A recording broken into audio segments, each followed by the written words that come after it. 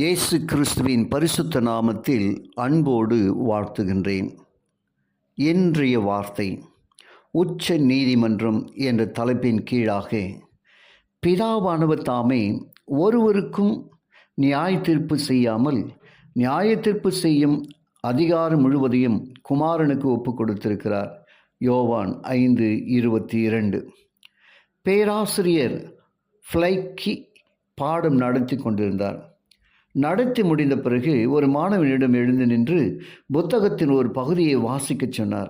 அவன் எழுந்து தன்னுடைய வலது கையிலே புத்தகத்தை பிடித்து கொண்டு வாசிக்க ஆரம்பித்தான். அப்பொழுது பேராசிரியர் அவனிடம் இடது கையில் வைத்து வாசி என்று சொன்னார். அவன் என்னால் முடியாது என்றான். உடனே அவருக்கு மிகுந்த கோபம் வந்தது. நான் சொல்லுகிறேன், நீ மாட்டேன் என்கிறாயா என்று அவனை நோக்கி கோபத்துடன் திட்ட ஆரம்பித்தார். அப்போது அந்த மாணவன் தன் இடது பக்கத்தை திருப்பி காண்பித்தான். அவன் சட்டை கை மாத்திரம்தான் தொங்கிக் கொண்டிருந்தது, உள்ளே கை இல்லை.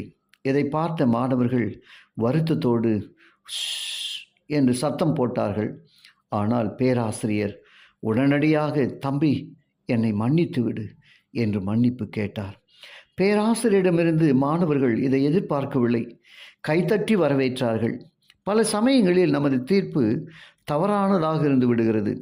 அப்படிப்பட்ட தவறான தீர்ப்புக்கு காரணம் நாம் தீர்ப்பு சொல்லுகிற காரியத்தை பற்றிய முழு விவரமும் நமக்கு தெரியாததுதான். முழு விவரமும் தெரிந்திருந்தால் நாம் வித்தியாசமான தீர்ப்பு சொல்வோம்.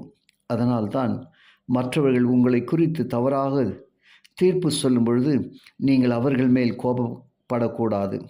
பிரச்சனையின் முழு காரியத்தையும் அவர்கள் அறிந்திருந்தால் அவர்களின் தீர்ப்பு வித்தியாசமானதாக இருந்திருக்கலாம்.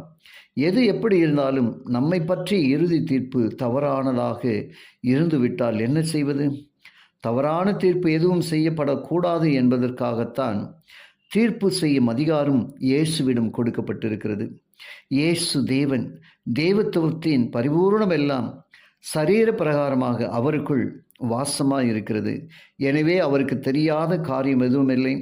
அவர் பூமியில் இருந்த வரை ஒவ்வொன்றையும் பிதாவிடம் கேட்டு செய்த போதிலும் அவர் தேவன்தாம் என்பதை நாம் மனதில் வைத்திருக்க வேண்டும். இங்கே ஒரு மனிதனாக வாழ வந்திருந்ததினால் அப்படி செய்தார். அதேவேளை அவர் தேவன் என்பதால் எல்லாவற்றையும் அவர் அறியக்கூடியவராக இருக்கிறார். நியாய தீர்ப்பு செய்யும் அதிகாரம் இயேசுவிடம் கொடுக்கப்பட்டிருக்கிறது. அவர் உங்களை ரட்சிக்க வேண்டும் என்பதற்காக தம்முடைய ஜீவனையை கொடுத்தார்.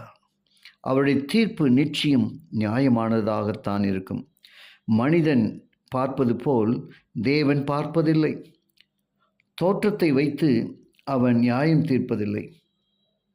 அவன் உள்ளம் எப்படி இருக்கிறதோ என்பதை பார்த்தே தீர்ப்பு சொல்லுகிறார். ஜெபிப்போமா. கிருபையுள்ள நல்ல பிதாவே, உமக்கு நன்றி சொல்லுகிறோம். உம்முடைய வார்த்தையின் வழியாக நீர் எங்களோடு கூட இடைப்பட்டதற்காக ஸ்தோத்திரம் அப்பா. கேட்ட ஒவ்வொருவரையும் பெயர் பெயராக தனித்தனியாக நீர் ஆசீர்வதியும். ஆண்டவரே, உம்முடைய அன்பின் சமூகத்தில் கற்றுக்கொண்ட பாடங்களின்படி ஜீவிக்க அருள் செய்யும்படி இயேசுவின் வழியாக ஜெபிக்கிறேன் நல்ல பிதாவே. ஆமென்.